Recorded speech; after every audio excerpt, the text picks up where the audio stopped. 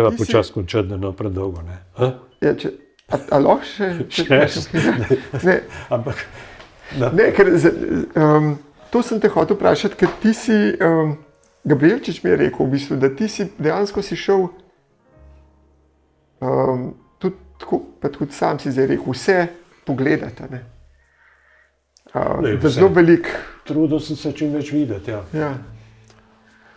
Študente peljati, veš kaj, ko si enkrat na univerzi, imaš več možnosti za to, ne. Prvič je to plačano, ne. Jaz sem skozi rekel, ta služba je privilegij, ne. Prvič v življenju sem bil plačan, da knjige berem, ne. Do takrat, če sem, veš, ko imaš svoj biro, vse sam veš, ne. Vsaka ura je dragocena, ko delaš, je pravzaprav namenjena, predvsem mora biti namenjena delu, ne. Na fakulteti pa vse to tudi tvoje delovni čas, ne? Če greš, če ekskurzije organiziraš, pa greš na potovanja študenti pa tako naprej. Tako da, to je en privilegij tega poklica, ne? Pedagoškega. No? Ja. Jaz sem skozi to lahko še bistveno več videl, kot bi uspel sam. To se zavedam. Ne? Kako, tako me čisto tvoje mnenje zanima, profesor pa istočasno imeti biro ali ne? Ja, to je dobro vprašanje. To je tisto, kar sem prej rekel. Jaz mislim, da je zelo težko najti eno ravnotežje. Ne? To, kar pravi Metka, ne? Kar pravi, veš, da ne slikaš kot študenta svojih slik. No? Kako to doseči? Jaz mislim, da je to danes, zame je to največ problem današnje šole za arhitekturo v Ljubljani. Da pravzaprav, ko priješ na razstave, je kljub temu, da vsi poudarjajo, kako spodbujajo individualno študentov, ko vrata odpreš, veš, kdo je mentor. No? Aha. Veš, in poleg tega, da je pa še, ne bi zdaj v imenih, ne, ampak tisti, ki so tako najbolj uspešni zdaj, tudi tisti, ki so malo manj poskušajo tako delati, kot oni, zdaj že cela šola z nekaj malimi izjemami je pravzaprav vratala kot šola enega človeka. Ne, in je to malo zelo problem po moje. No. A veš, vse je podoben, pa ne glede na to, ali je to vrtec, ali je krematorija, ali je bolnica, ali je kar ista estetika. No. In študentje so pa tudi toliko oportuni, veš, da pravzaprav v končnih delih to vidiš, diplome, kar gledam, so pravzaprav že kar vse zelo podobne, ne glede na to. So seveda sem pa tja kakšna odstopanja, ne narobe razumeti, ampak je to bolj izjema, ne. Meni se zdi pa dobra šola takrat, kadar je vsak študent svoj svet, ne. In to je pa vem, da je zelo težko doseči, no. A veš, precej množičnosti. In seveda je težko dober pedagog biti, pa učiti projektiranje, če nimaš nobenih projektantskih izkušenj. Tako. Jaz še enkrat pravim, Ravnikar je delal največ projektov v Ljubljani, ampak on je bil 2-krat na dan na fakulteti. On je več časa preživel na fakulteti, kot v biroju. In jaz se bojim, da te ljudje, ki so danes vodijo fakulteto, ne razumejo, da je pravzaprav bi bilo tudi njihovo birojsko delo verjetno bolj zanimivo, če bi več časa preživeli izven biroja. A veš, če ne se začneš vrteti v enem svojem krogu, v eni svoje estetike, v enem svojem samoprepričanju, ne, če pa, veš, to, Ravnikar je pa dnevno bral, dnevno radio poslušal, on ni bil človek televizije, je poslušal te, takrat tuje, predvsem Avstrijo, te kulturne oddaje. Veš, to je širilo njegov svet, njegov obzorje, njegovo mišljenje, tudi o arhitekturi konec koncev, ne. To nista dva svetova, veš, svet je en, ne, in arhitektura je še kako vpeta v ta svet. Ti lahko delaš glasbo nekaj čisto odtrganega, pa ali bojo ljudje to hoteli poslušati ali ne bojo, ne, mi pa le gradimo za ljudi. In jaz, a veš, ne, da ne bo nesporazuma, jaz ne navijam za nek populizem, pa da bi delali tako, kot imajo ljudje radi. Veš, ne, se nisem tako razumel. Ne, da se ne bi napačno razumeli, ampak je pa treba razumeti, da mi neka pričakovanja ljudi pa vendarle moramo, veš, zato jaz pravim, jaz zameram temu mestu, da odkar je ta župan, v mestu ni bil zgrajen en objekt za mlade družine. To je zame zamera, ne estetika tega, kar gradijo. A veš, da imamo in Schellenburg, imamo in Šumi in nešteto vil blokov, ki niso bile grajene zato, da bi ljudje tam živeli, ampak zato, da so naložbo svojo nekam plasirali denar. Poln teh objektov je praznih. Ne? Če greš po noči v Šumija, vidiš, da je pol oken je temnih. V Šelenburgu je podobno. Ne? Ja, ker so pokupili. Zdaj so pa ljudje mladi, ki pa nujno rabili streho nad glavo. Ne?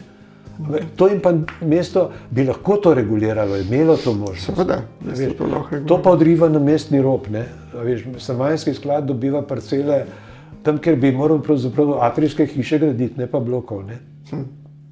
Ja. Ja, veš. In zato tudi mesto umira, ne? Mislim, tisto življenje mesta umira, ker v mestu ni več mladih družin. Ja. In, o tem se pa ne pogovarjamo, no? Hočem reči, ne v stroki, ne na fakulteti, ne zadosti, no? Saj se tudi kašni, ne? Pa tako, kot si prej rekel, vse so ljudje, ki se oglašajo, ampak to so le posamezniki, prevladujoče mnenje pa drugo, ne? In tisto, kar na strokovnih srečanjih cenimo, je pa drugo, ne? O čemer se predvsem govori, pa, veš, pa nagrajuje, pa tako naprej. No. Mogoče vse, če skočim sam dve stvari še. Ja?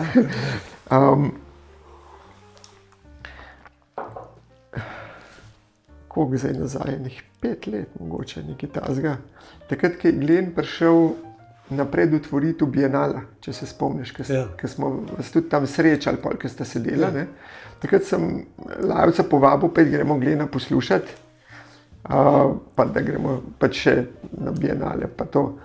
Oziroma samo Benetke, ker se takrat mislim, da še ni bil odprt.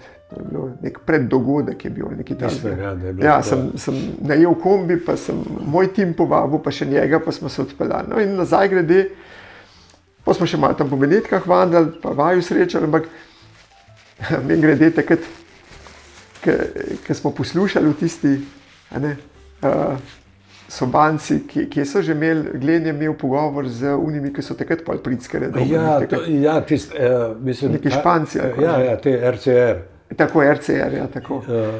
Pa še Krtič je bil pa Palasma. Tako, ja. Ja. Janez tam rekel, veš, jaz sem starejši od vseh teh.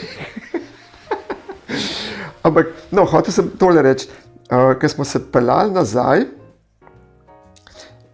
ne vem, se je razvila debata, pa šola, pa to in Janez izpostavil nekako, da včasih je bil ta način tako, da je bil, se pravi, recimo Ravnikar in to je bil seminar. In tam si ti izvedel vse, o tem, pa še o mrščem okolj, da je bilo res samo par satelitskih predmetov, ki so si mogoče še kaj, ne?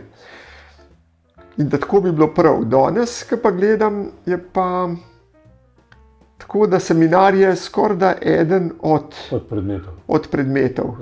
Ja, tako imam jaz občutek zdaj nadaljavo. Ne? In te predmeti se pa kar kopičijo, vsaka ima 5 minut časa, ima zdaj še en svoj predmet, kar neki. Ne, veš, kako je pa res. Vsak, ki pravzaprav iz asistenta rata docent, pol počas se začne, mu je treba nek predmet dati. Ne?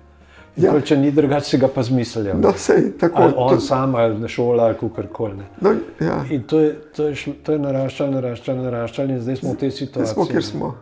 Zato jaz mislim, da ta šola bi rabila eno hudo reformo. Ne? No, to je pa zdaj moje vprašanje, 2 vprašanje pravzaprav. Pa te bom pa spustil. No, eno je, kako ti misliš, da je to, bi bil ta sistem boljši, da si ti pod enim očetom, pa res samo neko strogo matematiko, pa nekaj pač še študiraš še zraven, ali je boljš to, ko je zdaj pač razpršen več teh predmetov? Zdaj je preveč. Ja. Mene je bilo zanimivo, veš, takrat, ko je bila 100-letnica šole za arhitekturo, par let nazaj. Ne? Ja. Kar je lepa, obletnica, no dobro, mi pravimo šola za arhitekturo, prav zato, ker je bila čez fakulteta, ni bila fakulteta 100-letna. Ampak takrat sem jaz pač bil vključen v nek odbor, da bi naredili neko veliko razstavo, se je pol bila razstava v Cankarjevem domu, ampak jaz sem se pol malo odmaknil z tistega. Pa nek zbornik, da ne bi šel, pa tako naprej. No. Jaz sem takrat res si vzel čas, pa sem začel malo tudi te arhive gledati 100 let. In vidiš, ne, da pravzaprav mi smo imeli program, ki ga je Vurnik nastavil. Se to sem tudi v tistem svojem zadnjem predavanju povedal. Ne? In ta program se je sam širil, dodajali so se predmeti, tako kot se tudi v zadnjem, to, kar si omenil. zato ker je bilo več osebja, je bilo treba imeti več predmetov. Ne. In že ob 40-letnici šole, se pravi pred 60 leti dobrimi, je Ravnikar rekel, da je ta program preširok, da je preveč predmetov, da bi bilo treba, tako kot si ti rekel, seminar, pa ob seminarju tam in konstrukcije, in inštalacije, in tako naprej, ne, te vidike, tudi vse nekaj v to smer se je včasih razmišljalo. In da bi na ta način to povezal, da bi človek tudi študent razumel pravzaprav eno kompleksnost naloge, ki jo obravnava, ne pa da je to razparcelirano. No. Ampak enostavno šola temu očitno ni bila naklonjena in vse znano, ne, Plečnik je celo odvračal študente, da hodijo k drugim predmetom, veš, da hodijo na predavanja. In je kar malo zameril, ne. Čeprav so morali to narediti, ne, veš, da so bili v težavah. Ne. In ko smo mi študirali, smo podobni pri Ravnikarju. Pa se spomnim, seminar smo smatrali kot tisto, kar je jedro, drugo se ne je pa nujno zlo. Ne. Pa smo malo hodili, ena predavanja smo bila bolj zanimiva, smo šli, druga niti počas pa ne več. Tiste vaje smo naredili bolj levo roko, pa tako lih to, da smo naredili. Ne. Ampak to je zdaj pa šlo tako daleč, da zdaj 5 let nazaj so pač rekli, da bodo naredili reformo študija. Ne. To še prejšnji dekan zdaj je zamenjal. Ne. In so celo neke sestanke in so nas povabili vsako katedro, da da svoj predlog. Ne. Jaz mislim, da tako ne moreš delati reforme študija. Veš, reformo študija moraš delati, da se neka ekipa ljudi usede, tako kot sem prej rekel, naprimer, tako kot se uredništvo, veš, tega AR-ja pred 12-14 leti, pa razmisli o tem, kaj bi bila sodobna šola za arhitekturo. Ne? Pa pogledaš, kaj imamo, kaj lahko naredimo, veš, kako lahko to šolo res spremenimo, da bo sledila sodobnim potrebam, ne, po 100 letih. Mi imamo še vedno isti program, pravzaprav, kot pred 100 leti, samo z dodatnimi predmeti. Ne, veš. Res, če pogledaš prve indekse od prvih študentov, teh, ki so delali, so imeli to opisno geometrijo, matematiko, konstrukcije, arhitekturno risanje, pa tako naprej. A veš, samo zdaj smo še dodali nekaj več. No. In kot pravim, Plečnik je to briskiral, z tega ga ni zanimal, ta učni program je svojo šolo itak naredil. Ne. Ravnikar je hotel reformirati s tisto besmerjo, pa pol s tisto sobo 25, malo takrat, ko se je z asistenti razšel, kot sva prej rekla. No. A veš, je tudi upal, da se bo nekaj drugega začel, ne, na tej šoli lahko. Ampak zanimivo je, ne, kar se je meni zdaj tako zanimivo, ta šola se skozi ponaša s tem, da smo dediščina Plečnikove šole pa Ravnikarjeve šole. Res sta bila pa skozi oba moteča v tem sistemu. Veš, in jih je šola izvrgla pravzaprav na nek način. No. Sta obstala do penziona, delala, ampak ostali pedagogi so se skušali, kot pravim, jih na nek način se distancirati od tega. Ne. Tudi zato, ker sta bila prezahtevna, čisto enostavna. No, ampak zdaj, da se vrnem k temu vprašanju, kaj jaz mislim. Ne. Jaz sem bil takrat vprašan, kaj o tem mislim. Mislim, šel na ta sestanek. S Petro Čeferink sva z katedre za teorijo in zgodovino sva šla midva na ta sestanek z vodstvom šole in so vprašali, kaj mislimo. In moje mnenje je bilo, da če že ne morejo tako radikalno zagrabiti, kot so zdaj mislili, da bi bilo treba, to jim nisem niti rekel, ker bi bili prizadeti, ampak sem rekel, naredite vse predmete izbirne, pa se bo hitro videl, kateri predmeti so za študente, kaj vredni, kaj pa ne. Ja. A veš, pa ne bo obvezen seminar, pa še tam zbiraš kjerga, pa mogoče še 2, 3, če je treba, ne vem, matematiko pa konstrukcijo. Ostalo ne bo pa vse izbirno. Prvič bi se morali profesorji res dosti bolj potruditi, če bi hoteli imeti minimalno število študentov. To je pa čarobna formula. Takoj so mi rekli, da odpade, da ni govora. Na sestanku so mi rekli, da so si sploh vzeli kaj časa, da bi razmislili. Je šel pa pol dekan na srečanje mednarodnih teh šol in je pol v okrožnici napisal, da vse šole, pa ne, da se nočem nič hvaliti, ampak da grejo k temu, da je čim več predmetov izbirnih. A veš zakaj? Ker danes je res preveč množičen študij. Ne?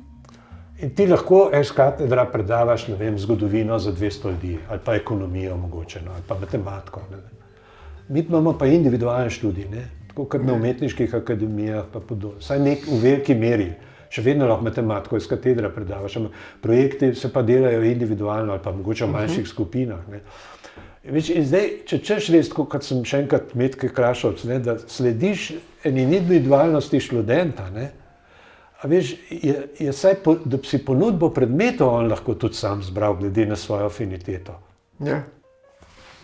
Te ljudje, ki smo prej rekli, da so zanimivi, kot je Kosec pa to, oni so med študijem arhitekture začeli hoditi na Breca poslušati na Aluo, Tomaža Breca, ki je imel najbolj zanimiva predavanja o umetnosti, na filozofsko so hodili poslušati, jaz se ne spomnim več, kaj so mi pravili, to je bila skupina 5-6 ljudi, ki so pa ratali najbolj zanimivo jedro cele generacije, veš. Mi smo hodili Perjevca poslušati na filozofsko fakulteto. Ampak to ti ne more predpisati en dekan, kjer so predmeti zanimivi na drugih fakultetah. Študent to sam bolj ve. In zato je danes kreditni sistem študija prav temu namenjen, da bi lahko sam zbiral. Ja. In če bi imel zbirne predmete tudi že na fakulteti, lahko bi jih pa celo drugod zbiral. Ja. Naprimer, so hodili tudi Meto Hočevar poslušati scenografijo. Še danes mi pravi, kako je bilo to, tudi Kosec mislim, da je hodil, da mi je to prav, kako je bilo to zanimivo. Ampak to študenti pravi, ne da se usedejo 3 vodstvo, pa jim bomo rekli, pametni je poslušati še na ekonomijo, onga pa na filozofsko tega, in pustiti odprto, da sami, ne, tako lahko slediš enemu individualnemu interesu, že v grobem, ne, pol pa seveda še z načinom poučevanja na šoli. Ampak, kot pravim, moj poskus je propadel v momentu.